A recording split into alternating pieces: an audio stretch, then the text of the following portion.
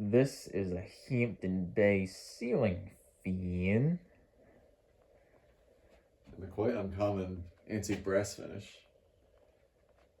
So I've been wanting one of these smaller 44, I don't know if this is 44 or 42, but one of these smaller size Camerons for a while.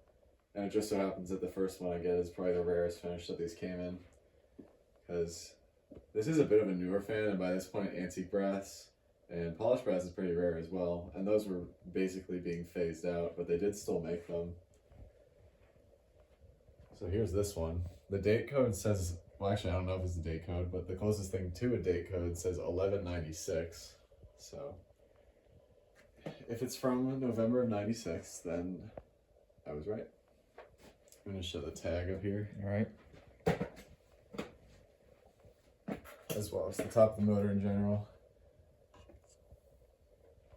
This didn't come with a mounting bracket because of course it didn't. So I'm just using a standard mounting bracket you get from like Lowe's or something. That means I can't really keep it up there. That's okay. It also I think would have come with a Hampton Bay pull fob, but that's gone too.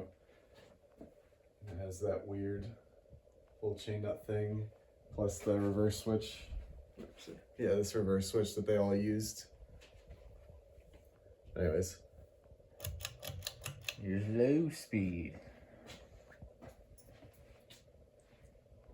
So here's the thing about these fans. They hum. Or at least this one does.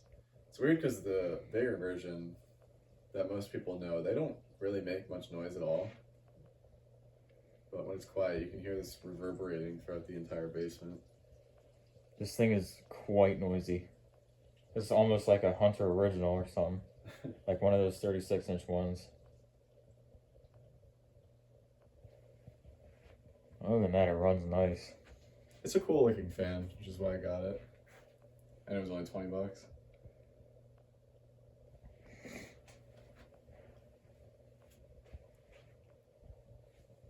I'm gonna bring it up to medium.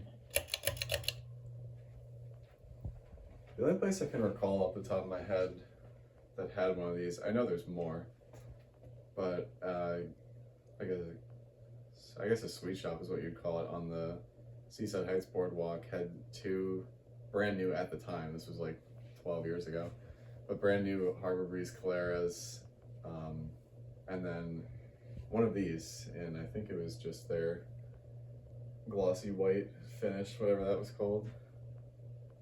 You can really hear it.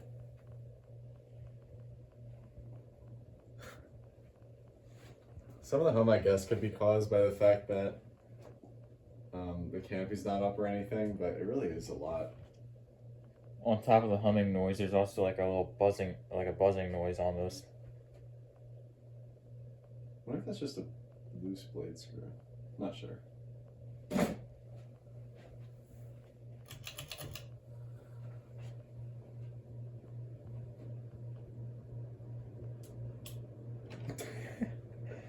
Messing with the IntelliTouch controller.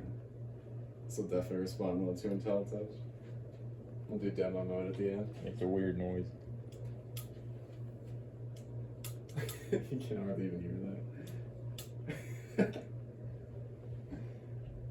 That IntelliTouch control on the wall is forever, like the testing on-off switch.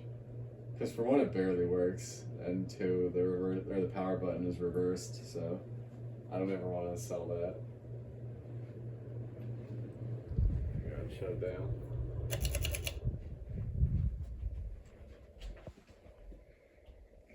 When I first hung this up like days ago, it was arcing when it got to medium speed on the chain, kind of like the Monterey's did, but it's not doing that anymore. So Seems like a lot of fans do that. yeah, I don't know why. I guess because high speed is just unobstructed flow of current, and then medium speed is the first time that it goes through like a capacitor or something. So I don't really know the science behind it. I just know that it does it.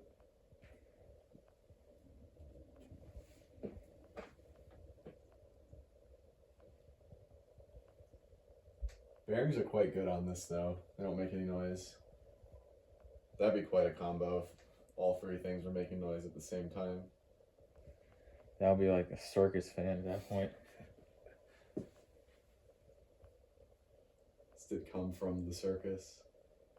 I didn't buy this the listing was up for a really long time, so I didn't get to it quite fast. And apparently they had 2 of them at some point, so I just got the last one that they had.